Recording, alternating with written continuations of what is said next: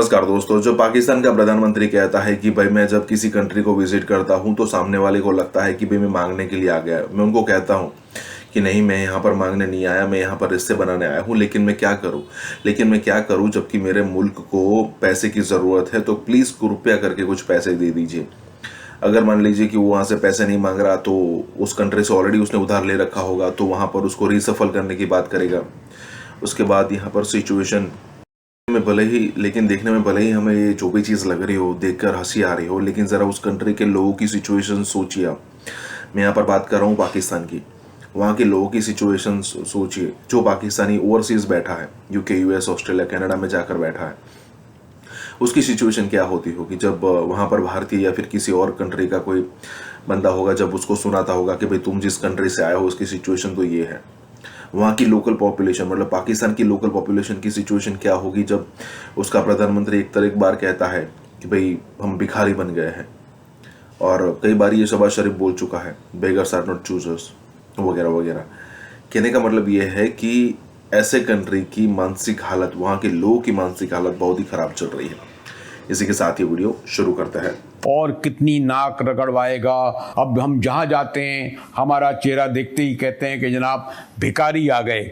समी में एक कल्ब है कि आपकी मेहनत से हमसाया मुल्क को हम बहुत पीछे छोड़ेंगे और पाकिस्तान को उसका खोया मुकाम दिलवाएंगे इंशाअल्लाह। पाकिस्तान को, उसकी मईशत को उसके पैरों पर खड़ा नहीं करेंगे तब तक ये मसाइल हल नहीं होंगे और इसी तरह आपको शकोल लेके घूमते रहेंगे। और कल का भी वजीर आजम का स्टेटमेंट है जिसमें उन्होंने कहा कि मैं बाहर जाता हूँ तो लोगों की शक्लें देखता हूँ और मुझे लगता है कि वो सोच रहे हैं कि फिर से पैसे मांगने के लिए आ गया। वज़ीर-ए-आज़म शहबाज शरीफ यकीनन अपनी शर्मिंदगी का इत्राफ़ कर रहे थे, अपनी कोताही का इज़हार कर रहे थे, लेकिन आप गौर करें कि कितना बड़ा अलमिया है कि 1.3 अरब डॉलर के लिए या सऊदी 2 अरब डॉलर के लिए या 3 अरब डॉलर के, और कोई इनसे ये नहीं पूछता कि सिपेक जिसको आप पर बड़ा नाज है, जो फ़ख्र है, उसके 43.5 बिलियन डॉलर जो है, जो गेम चेंजर कराते थे, कहाँ गए?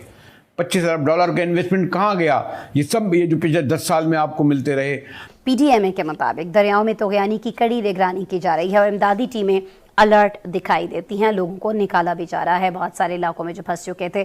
नाज़रीन, दुनिया दर्जा हरारत में इजाफे, बारिश और सैलाब की तबाहकारियों से किस तरह मुतासिर हो रही है और इस अमल को रोकने के लिए क्या कुछ किया जा सकता है? तो बहुत सारे सवालात हैं मौजूद। और मैंने फिर कहा कि अफसोस होता है ये देखते हुए कि सारी दुनिया जब पाकिस्तानी देखते होंगे स्क्रीन पर अपने वज़ीर-ए-आज़म को, जो मुस्तकबिल के वज़ीर-ए-आज़म भी बनना चाहते हैं, खुद को भिखारी कहना।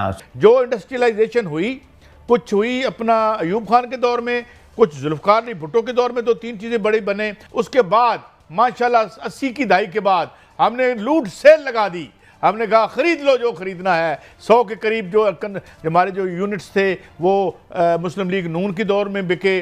माशाल्लाह प्राइवेटाइजेशन इंतहाई शफाफ साहब ने की। ख्वाजा आसिफ साहब भी बाय द वे एक दफ़ा इसके निजकारी के कमीशन के चेयरमैन रह चुके हैं। तो अब किधर जाएं? कुछ सामान रह गया बेचने के लिए। रूजवेल्ट भी हमने माशाल्लाह कर दिया। कोई मोटी गोल मोटी है। और आज से 15 माह पहले एक फी कश पाकिस्तान का 2 लाख था, 2.25 लाख का मकरूद हो चुका है। सिंपल बात है, अगर आपकी कुव्वते खरीद बढ़ गई है, अखराजात कम हो गए हैं तो अच्छी बात है, पाकिस्तान तरक्की की तरफ जा रहा है। अगर ये 3 मिलियन या 3 अरब या खरब जितने भी लिए कर्जे, उन्हें सूद दर देने हैं और आपकी इनकम अखराजात से ज्यादा हो गई है तो पाकिस्तान खुशहाल होगा। अगर नहीं है फिगर तो बाकी फिगर्स के आप बड़े एक्सपर्ट हैं, तुराब साहब को के चला दें कि इस वक्त हमारा क्या है रेशो। आपका 22% पे है ये बैंक पे।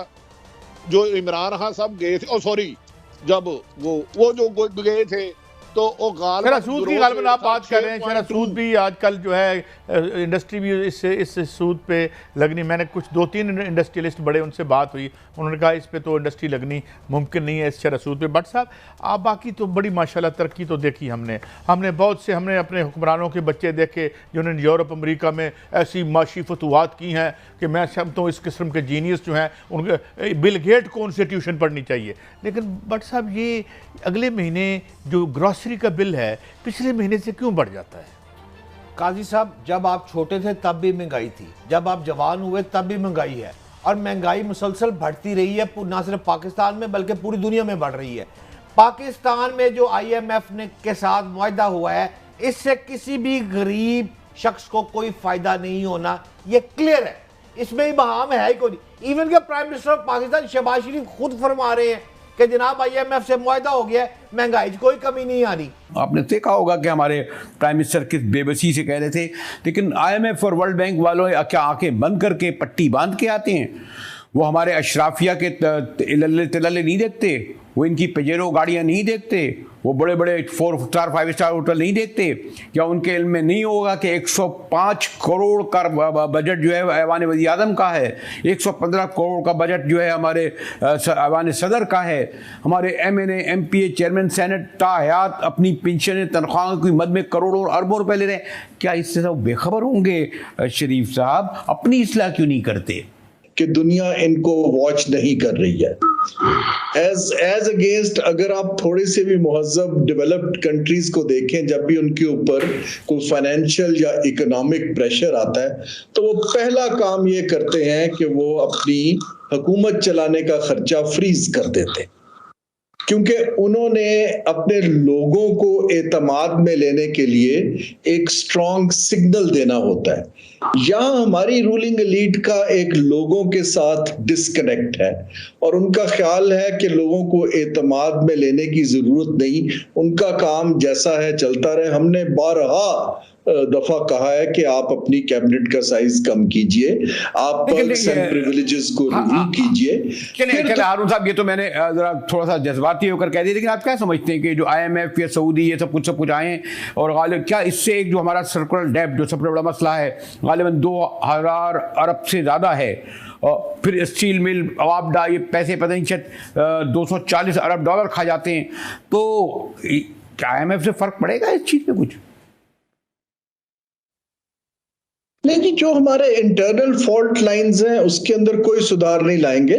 वो तो हमारा सब अपना गवर्नेंस का फेल्यूर है।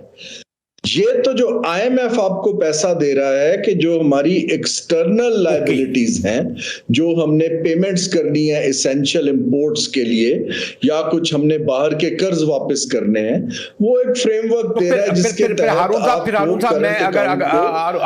फिर अगर मैं आपसे ये पूछूं तो फिर हम IMF के पैसे आने पर सेलिब्रेट क्यों करें?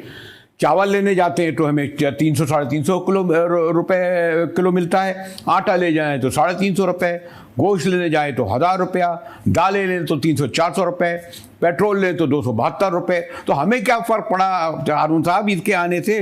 क्या दिलचस्पी है हमें इन लोगों से कि IMF के 3 अरब आए, सऊदी के आए, इमारती के आए, इनके गले में हार पहना है कि हम ये सब कुछ हमारे पास क्या दिया है इन्होंने, हमारे पास है क्या? जी, एक जैसे मैंने अर्ज किया डिस्कनेक्ट है। देखिए आप अगर सीक्वेंस देखिए, जो आप बिल्कुल ठीक कह रहे हैं, इस वक्त सफेद पोश जो हमारे अवाम हैं उनकी तो कमर टूट चुकी है, कोई चांस ही नहीं है कि वो अपना लाइफस्टाइल गिराए बगैर सरवाइव कर सकें। लोग जो हैं तालीम नहीं दिलवा पा रहे हैं बच्चों को अच्छी जगह पर, अच्छी क्या आम जगह पर।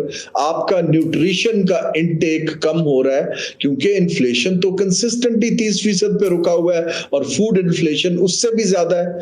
अब इस सूरत हाल के अंदर आप उनको कह रहे हैं कि हमने IMF से और सऊदी अरब से कर्ज ले लिया है। अब मुझे बताएं कि एक आदमी के हालात में इस पे क्या असर आएगा? ठीक है हारून अली शाह, वही जो बात आपने दो जुमलों में समेट दी कि IMF के भले आए, सऊदी आए, तमाम इमदाद आए, आम आदमी का इससे क्या फर्क पड़ेगा?